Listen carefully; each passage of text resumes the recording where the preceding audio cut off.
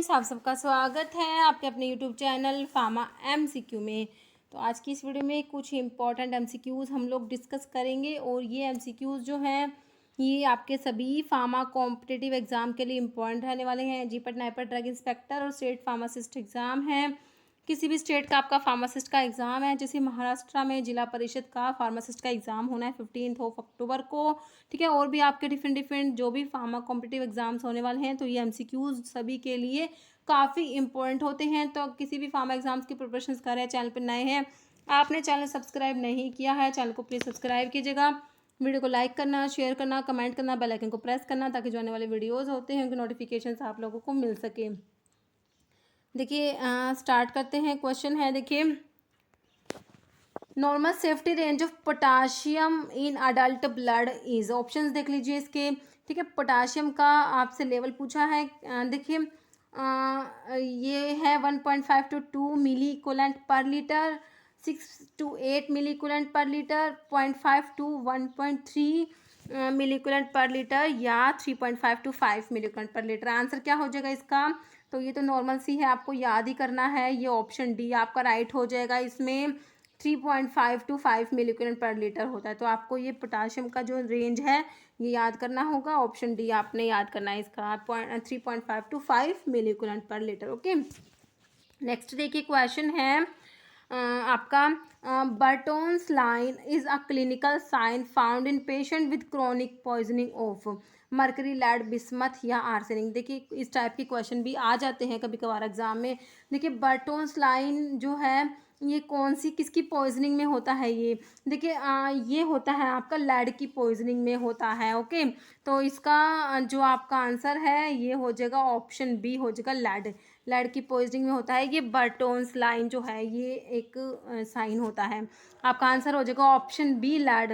देखिए Burton's line, इसको Burton line या बर्टोनियन लाइन भी बोलते हैं, क्लिनिकल साइन होता है ये found in patient with chronic lead poisoning. It is a very thin black blue line visible along the margin of the gum at the base of the teeth. Okay, तो ये होता है बर्टोन्स line, जो किस में होता है? लेड की पॉइजनिंग में। ध्यान रखना है कभी अगर एग्जाम में क्वेश्चन आ जाए तो। नेक्स्ट है एंजाइम्स आर। ऑप्शंस देख लीजिए इसके, प्रोटीन्स, कार्बोहाइड्रेट्स, स्टीरॉइड्स, लिपिड्स। बिल्कुल बेसिक, बिल्कुल सिंपल क्वेश्चंस हैं।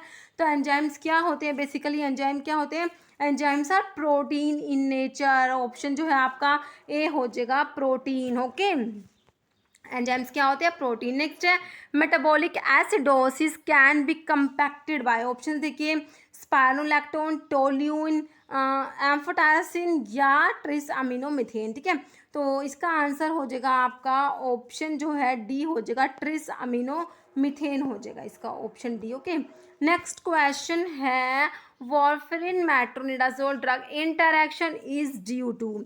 देखिए वॉरफेरिन जो होता है ओरल एंटीकोएगुलेंट में, आप लोग वॉरफेरिन पढ़ते हैं, क्या होता है? ओरल एंटीकोएगुलेंट में आता है। और मेट्रोनिडाजोल जो एंटी अमीबिक होता है, मेट्रोनिडाजोल जिसमें इमिडाजोल रिंग होता है, नाइट्रो इमिडाजोल डेरिवेटिव होता है जो मेट्रोनिडाजोल है ना, हमने वीडियो में देखा भी था। इसमें कौन सा रिंग होता है मेट्रोनिडाजोल के अंदर? इमिडाजोल रिंग होता है ना। इसका स्ट्रक्चर मैंने आपको बताया था, ठीक है। तो इसका जो ड्रग इंटरैक्शन है वो किस टाइप का इंटरैक्शन है ये बताना है। देखिए ऑप्शंस में क्या दिया है, alteration in motility, alteration in metabolism, alteration in excretion या displacement from protein binding site. देखिए देखिए जो मेट्रोनिडाजोल जो होता है ये क्या करता है? वॉरफेरिन का जो मेटाबॉलिज्म होता है ना उसको इनहिबिट करा देता है, ठीक है। तो आपका आंसर हो जाएगा ऑल्ट्रेशन इन मेटाबॉलिज्म। ऑप्शन जो है आपका बी बिल्कुल राइट हो जाएगा, ऑल्ट्रेशन इन मेटाबॉलिज्म आपका आंसर हो जाएगा इसका। ओके, मेट्रोनिडाजोल क्या कराता है? वॉरफेरिन के मेटाबॉलिज्म को इनहिबिट करा देता है। तो ये क्या करता है? वॉरफेरिन का जो एंटी कोएगुलेंट एक्शन होता है उसको एनहेंस कराता है। तो कुछ कुछ ड्रग्स होती हैं जो वॉरफेरिन के मेटाबॉलिज्म को इनहिबिट करती हैं, जिसमें एक तो मेट्रोनिडाजोल आ गया, ठीक है। और एक इसमें जैसे एंजाइम इनहिबिटर्स होते हैं ना, सिमेट्रिडीन हो गया आपका, सिमेट्रिडीन भी इसके मेटाबॉलिज्म को कम कराता है, ठीक है। और ये क्लोरमफेनिकोल होता है, एक इरिथ्रोमाइसिन भी होता है, एलोप्यूरिनोल भी इसमें आता है, सैलिकोक्सिब आता है, एम्योडेरोन भी आता है, ठीक है। तो ये कुछ ड्रग्स होती है जो क्या करती है, वॉरफेरिन के मेटाबॉलिज्म को इनहिबिट कराती हैं। उसमें से ही आपका ये क्वेश्चन बना है। तो इसमें एक मेट्रोनिडाजोल का नाम भी आता है। तो ये कौन सी इंटरेक्शन हो गई, ऑल्ट्रेशन इन मेटाबॉलिज्म। ओके, आपका ऑप्शन बी राइट हो जाएगा। और देखिए कुछ कुछ ड्रग्स होती हैं जो क्या करती है, वॉरफेरिन के साथ क्या इंटरेक्शन होती है, जो वॉरफेरिन को जो इसकी प्रोटीन बाइंडिंग साइट से भी डिस्प्लेस कराती हैं, उसमें भी कुछ कुछ ड्रग्स आती हैं। तो इसमें जैसे आप लोगों का एक आता है फेनिटोइन आता है, फेनिटोइन होता है, एक प्रोबेनासिड होता है ना, प्रोबेनासिड होता है, फेनिटोइन होता है, लॉन्ग एक्टिंग सल्फोनामाइड्स होती हैं। ये क्या करती हैं, वॉरफेरिन को इसकी प्लाज्मा प्रोटीन बाइंडिंग जो साइट होती है वहाँ से डिस्प्लेस करा देती हैं। ओके, नेक्स्ट क्वेश्चन है यूजिनोल इज प्रेजेंट इन, देखिए फेनल, तुलसी, कार्डेमम, कोरिएंडर। देखिए एक तो आप लोग पढ़ते हैं क्लोव के अंदर यूजिनोल प्रेजेंट होता है ना, तो अभी ऑप्शन में आपको क्लोव तो मिला नहीं है, तो इसमें ये हो जाएगा तुलसी के अंदर होता है। आपका इसका जो आंसर है वो हो जाएगा आपका तुलसी, ऑप्शन बी राइट हो जाएगा। तुलसी के अंदर यूजिनोल प्रेजेंट होता है। तुलसी का सोर्स क्या होता है, ओसिमम सैंक्टम इसका सोर्स होता है। और तुलसी की फैमिली होती है लैबिएटी फैमिली होती है तुलसी की। ओके, ध्यान रखना है। और इसके अंदर यूजिनोल प्रेजेंट होता है। फेनल जो है, फेनल का सोर्स होता है फोनिकुलम वल्गेरिस, इसका सोर्स होता है एम्बेलिफेरी फैमिली होती है फेनल की। फेनल के अंदर जो इसके केमिकल कॉन्स्टिट्यूएंट्स होते हैं, फैनकोन होता है और इसमें एनिथोल प्रेजेंट होता है, फैनकोन और एनिथोल। फैनकोन पंजेंट होता है, एनिथोल स्वीट होता है। इसके ऊपर भी कई बार क्वेश्चन बनता है। कार्डेमम, इलायची, कार्डेमम जो है इसका सोर्स होता है एलिटेरिया कार्डेमोमम सोर्स होता है, जिंजीबरेसी फैमिली होती है। कोरिएंडर, धनिया जो होता है, कोरिएंडर का source coriandrum sativa Umbelliferae family होती है। देखिए इस टाइप से आप अगर रिवाइज करते हैं ना तो आपको ड्रग के सोर्स फैमिली बहुत ही इजीली याद हो जाएंगे। ओके, नेक्स्ट क्वेश्चन देखिए आपका, which of the following statement is not true for dry heat method of sterilisation. जो आप लोग स्टरलाइजेशन पढ़ते हैं उसमें आपका ड्राई हीट स्टरलाइजेशन जो आता है जिसमें हॉट एयर ओवन यूज होता है ना, मोइस्ट हीट स्टरलाइजेशन में तो ऑटोक्लेव यूज करते हैं, ड्राई हीट स्टरलाइजेशन में हॉट एयर ओवन यूज होता है। उसके ऊपर क्वेश्चन है। तो ड्राई हीट स्टरलाइजेशन जो है इसके बारे में 4 स्टेटमेंट्स दी, उनमें से एक रॉन्ग है, वो आपने बतानी है। देखकर लिखा हुआ है नॉट ट्रू, क्वेश्चन को हमेशा ध्यान से पढ़ना है। नॉट ट्रू मतलब कि जो इसमें से जो रॉन्ग स्टेटमेंट है एक ड्राई स्टरलाइजेशन के बारे में वो आपने बतानी है। अभी ध्यान से ऑप्शंस को पढ़िए। Usually sterilization is done by heating at a temperature of 160 degree Celsius for 2 hour. Next option देखिए, destruction of microorganism is effected by oxidation of essential cell constituents. Next option है method is not suitable for powders and oily materials. अभी last option है this method is not suitable for surgical dressing. अब बताइए इसका क्या answer होगा, आप लोग अपना आंसर सोचिए। देखिए ड्राई हीट स्टरलाइजेशन जो होता है जिसमें हम इसका अपरेटस तो हो गया, हॉट एयर ओवन हो गया, एक बात तो ये हो गई।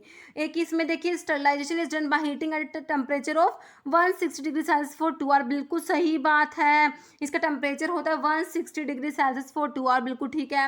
इसमें जो माइक्रो ऑर्गेनिज्म जो होते हैं इनका डिस्ट्रक्शन होता है, इसमें होता है oxidation of essential cell constituents, बिल्कुल सही है।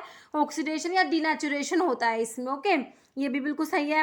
अब ये this method is not suitable for powders and oily materials, ये गलत लिखा हुआ है। देखिए ये ड्राई हीट स्टरलाइजेशन जो होता है पाउडर्स के लिए यूज करते हैं, पाउडर्स के लिए और ऑयली मटेरियल्स के लिए यूज करते हैं, इसमें नोट लिखा हुआ है। तो यही स्टेटमेंट आपका रॉन्ग है, यही गलत है, मतलब यही सही नहीं है। आपका ऑप्शन सी बिल्कुल राइट हो जाएगा। बाकी नेक्स्ट ऑप्शन में this method is not suitable for surgical dressing, बिल्कुल सही है। ड्राई हीट स्टरलाइजेशन को सर्जिकल ड्रेसिंग्स के लिए यूज नहीं करते। सर्जिकल ड्रेसिंग्स के लिए सर्जिकल ड्रेसिंग ऑटोक्लेव होते हैं। मोस्ट हीट स्टरलाइजेशन में जो आपका ऑटोक्लेव आता है वो सर्जिकल ड्रेसिंग्स के लिए यूज करते हैं। ओके, तो आपका इसका आंसर हो गया ऑप्शन सी। मेरे हिसाब से क्वेश्चन आपको बिल्कुल क्लियर हो गया होगा। ओके, जैसे आप इसको पाउडर्स के लिए जैसे टेल्कम पाउडर होता है उसके लिए ड्राई स्टरलाइजेशन ही यूज करते हैं, है ना। तो आपका आंसर हो गया option C. Next, enteric coating is given to tablet in order to, ठीक है। एंटेरिक कोटिंग जो प्रोवाइड करते हैं टेबलेट को तो वो किस लिए करते हैं, ऑप्शन देखिए। Protect the medicament from atmospheric effect, ensure highest concentration of drug in the intestine, next separate chemical और फिजिकल इनकम्पैटिबल इंग्रेडिएंट या prolong the duration of action of medicament. तो अभी आंसर सोचिए क्या होगा।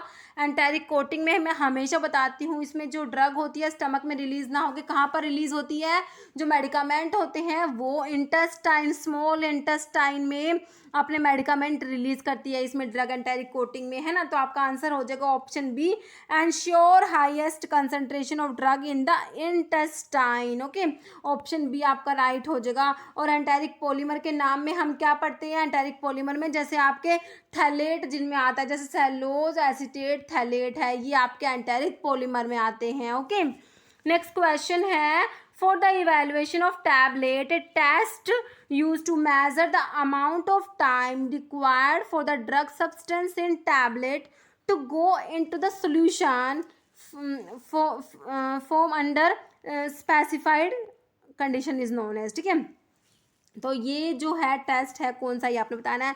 Dissolution test, friability test, disintegration test, weight variation test. तो ये आपका होता है डिसोल्यूशन टेस्ट होता है, ऑप्शन ए बिल्कुल सही हो जाएगा। आपने ध्यान रखना है क्या हो जाएगा, डिसोल्यूशन टेस्ट। नेक्स्ट है part of prescription that means take दो। ठीक है, तो प्रिस्क्रिप्शन के पार्ट कौन सा है जिसका मतलब क्या होता है, टेक दो। देखिए ये होता है RX, ठीक है, RX या टेक दो या यू टेक, ये सब एक ही बातें हैं।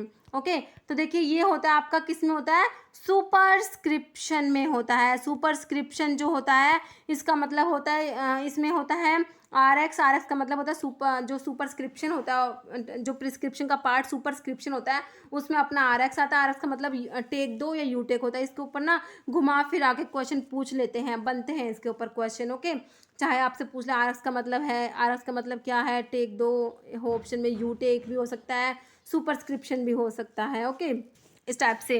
तो आपका इसका आंसर क्या हो गया, प्रिस्क्रिप्शन का मतलब कौन सा पार्ट है, इसका मतलब है टेक दो, तो ये आपका हो जाएगा सुपरस्क्रिप्शन, ऑप्शन सी आपका राइट हो जाएगा। ओके, ध्यान रखना है क्या हो जाएगा इसका, ऑप्शन सी हो जाएगा सुपरस्क्रिप्शन। देखिए सुपरस्क्रिप्शन में आपका RX आता है, इंस्क्रिप्शन में इंग्रेडिएंट्स आ जाएंगे। ठीक है, सब्सक्रिप्शन होता है डायरेक्शन टू द फार्मासिस्ट, और सिग्नेचर होता है डायरेक्शन टू द पेशेंट। ये चार पार्ट्स होता है प्रिस्क्रिप्शन के। ओके, क्वेश्चन नेक्स्ट देखिए, unequal distribution of color on a tablet with light and dark area standing out in a uniform surface is known as। okay, unequal distribution of color on the tablet, इसको क्या बोलते हैं, कौन सा tablet का defect के ऊपर question है, कौन सा टेबलेट का डिफेक्ट है आपने ये बताना है। ये देखिए मॉटलिंग, कैपिंग, लैमिनेशन या पिकिंग, तो ये आपका कौन सा होता है, मॉटलिंग होता है। Unequal distribution of colour on the tablet surface is known as mottling. Simple tablet के डिफेक्ट से क्वेश्चन है। लैमिनेशन क्या होता है, separation of tablet into two और मोर डिस्टिंक्ट लेयर्स। एल से लेयर्स, एल से लैमिनेशन, याद रहेगा ना, लैमिनेशन तो टेबलेट्स जिस लेयर्स में सेपरेट होती है उसको लैमिनेशन बोलेंगे, याद रहेगा, एल से लेयर, एल से लैमिनेशन। अभी कैपिंग और पिकिंग के बारे में और देखिए टेबलेट के डिफेक्ट। जो कैपिंग है, कैपिंग का मतलब होता है पार्शियल और कंप्लीट सेपरेशन ऑफ टॉप और bottom crown of the tablet from the main body of the tablet, इसको बोलते हैं कैपिंग। ओके, एक होता है पिकिंग, एक होता है स्टिकिंग, दो होता है पिकिंग और स्टिकिंग में कंफ्यूजन होता है, असल दोनों सेम सेम से ही हैं। देखिए पिकिंग में क्या होता है, picking is a term used when small amount of material from tablet is sticking to and being removed from the tablet surface by punch face. Okay, तो ये पंच आप ना पिकिंग में आपको याद रखना है कि जो पंच फेस होता है ना उसके वो क्या करेगा, वो रिमूव करेगा टेबलेट के सरफेस से मटेरियल को। ओके, और जो स्टिकिंग जो होता है इसमें स्टिक हो जाएगी, चिपक जाएगी, जो टेबलेट होती है डाई वॉल से अडेयर हो जाती है। Sticking refers to tablet material adhering to die wall. अगर डाई वॉल से अडेयर हो, डाई वॉल से चिपक रहे तो वो स्टिकिंग होगा, अगर पंच के फेस के थ्रू रिमूव हो रही है तो वो आपका पिकिंग होगा। तो इन दोनों को ना थोड़ा सा ध्यान रखना, पिकिंग और स्टिकिंग में कन्फ्यूजन रहता है, तो ये थोड़ी सी अलग अलग टर्म है, थोड़ा ध्यान रखना। ओके, टेबलेट का डिफेक्ट हो गया। अभी नेक्स्ट क्वेश्चन चलिए, mechanism of killing microorganism by gaseous sterilisation is. तो गैसियस स्टरलाइजेशन आप लोग पढ़ते हैं, उसमें जो माइक्रो ऑर्गेनिज्म का डिस्ट्रक्शन होता है, माइक्रो ऑर्गेनिज्म जो किल होते हैं वो उसमें कौन सा मैकेनिज्म होता है। देखिए alkylation of protein, coagulation of protein, oxidation of essential cell components and nuclear destruction. देखिए कोएगुलेशन तो हम पढ़ते हैं मोइस्ट हीट स्टरलाइजेशन में, जो ऑटोक्लेव यूज होते हैं ना, तो उसमें जो आपका मैकेनिज्म होता है वो कोएगुलेशन होता है। ऑक्सीडेशन अभी हमने देखा ड्राई हीट स्टरलाइजेशन में, अभी हमने देखा था ना ड्राई हीट स्टरलाइजेशन जिसमें हॉट एयर ओम यूज होता है, उसमें क्या होता है ऑक्सीडेशन या denaturation of essential cell constituents. ठीक है, तो ये आपका हो गया ड्राई हीट स्टरलाइजेशन में होता है। अभी जो गैसियस स्टरलाइजेशन में अल्काइलेशन ऑफ प्रोटीन हो जाएगा आपका, इस क्वेश्चन का आंसर जो है हमारा हो जाएगा अल्काइलेशन ऑफ प्रोटीन्स हो जाएगा गैसियस स्टरलाइजेशन में। ओके, एक होता है रेडिएशन स्टरलाइजेशन होता है, रेडिएशन स्टरलाइजेशन। रेडिएशन स्टरलाइजेशन में क्या होता है, लीथल म्यूटेशन होता है, लीथल म्यूटेशन हमने याद रखना है। ओके, नेक्स्ट क्वेश्चन देखिए, route of BCG vaccine given to children. जो BCG वैक्सीन होती है, BCG का फुल फॉर्म होता है बैसिलस कालमेट गुएरिन होता है, और बैसिलस कालमेट गुएरिन इसकी फुल फॉर्म होती है। और ये जो BCG वैक्सीन होती है ये ट्यूबरकुलोसिस के जो इन्फेक्शन होता है, ट्यूबरकुलोसिस जो होता है उसके अगेंस्ट होती है, BCG वैक्सीन देते हैं उसको ट्रीट करने के लिए। ओके, और इसका रूट आप लोगों से पूछा है BCG वैक्सीन का। और एक बात और BCG वैक्सीन के बारे में मैं बताना चाहूँगी यहाँ पे, BCG जो होती है, देखिए बी से बैक्टीरियल याद रखना आप लोगों के। BCG वैक्सीन जो है लाइव एटीनुएटेड बैक्टीरियल वैक्सीन है, बहुत ज़्यादा इंपॉर्टेंट है, बहुत बार एग्जाम में क्वेश्चन आया है। BCG वैक्सीन जो है क्या याद रखना है हमें, लाइव एटीनुएटेड बैक्टीरियल वैक्सीन होती है, BCG वैक्सीन होती है। ओके, अभी कितनी बातें होगी इसकी, ठीक है। अब इसका रूट और याद कर लेंगे अभी हम। ऑप्शन देखिए, इंट्राडर्मल, इंट्रामस्कुलर, सबक्यूटेनियस या ओरल एडमिनिस्ट्रेशन। तो इसका इंट्राडर्मल रूट है, इंट्राडर्मल आपने याद रखना है। ऑप्शन ए आपका राइट हो जाएगा, इंट्राडर्मल। ओके, ऑप्शन ए आपका राइट हो जाएगा। नेक्स्ट क्वेश्चन है, रोल ऑफ ग्लिसरीन और sorbitol in the manufacturing of capsule shells. ठीक है, जो कैप्सूल शेल है उसमें जो उसकी मैन्युफैक्चरिंग में ग्लिसरीन सॉर्बिटोल यूज़ करते हैं, ये सब क्या होते हैं, ऑप्शन देखिए प्रिजर्वेटिव, प्लास्टिसाइजर और पैसिफाइंग एजेंट या फ्लेवरिंग एजेंट। ये होते हैं प्लास्टिसाइजर्स होते हैं, ऑप्शन जो है आपका बी राइट हो जाएगा। ग्लिसरीन, सॉर्बिटोल, प्रोपाइलिन, ग्लाइकोल, ये सब क्या होते हैं, प्लास्टिसाइजर्स होते हैं। ओके, ऑप्शन बी आपका राइट हो जाएगा। नेक्स्ट है, during the formulation of tablet the purpose of adding magnesium stearate as.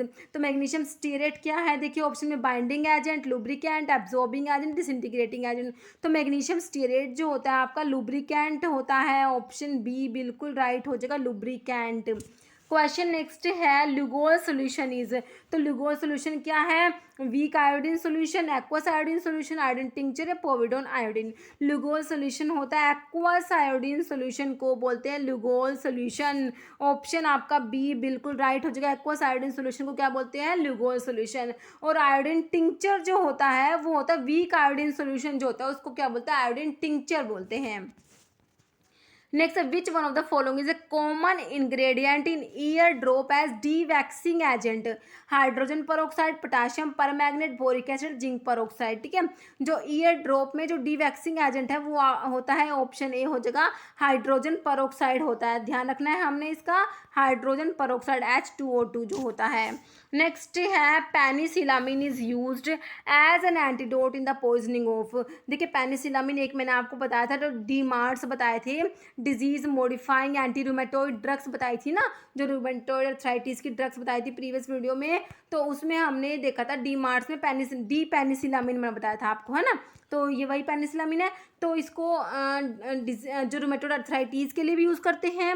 और अभी क्वेश्चन है कि किसकी पॉइजनिंग में एंटीडोट के रूप में इसको यूज़ करेंगे। देखिए आयरन, साइनाइड, मरकरी या कॉपर एंड लेड। तो आपका इसका आंसर हो जाएगा ऑप्शन डी हो जाएगा, copper and lead. Okay, option D आपका राइट हो जाएगा इसका। नेक्स्ट क्वेश्चन है, केमिकली द फिनोथायाजीन हैव। तो प्रीवियस वीडियो में हमने एक क्वेश्चन डिस्कस किया था, फिनोथायाजीन जो होते हैं एंटीसाइकोटिक ड्रग में आपके फिनोथायाजीन्स आते हैं। ठीक है, तो फिनोथायाजीन जो होता है इसके अंदर कितनी रिंग है वो आपने बताना है, 1, 2, 3 या 5। अब इस क्वेश्चन का आंसर आपको कमेंट बॉक्स में देना है। इस वीडियो में इतना ही। अगर आपको वीडियो अच्छा लगा है तो उसे लाइक करना, शेयर करना, और चैनल पर नए हैं तो मेरे आप लोगों से रिक्वेस्ट है कि चैनल को प्लीज़ सब्सक्राइब जरूर करना। Okay, thank you.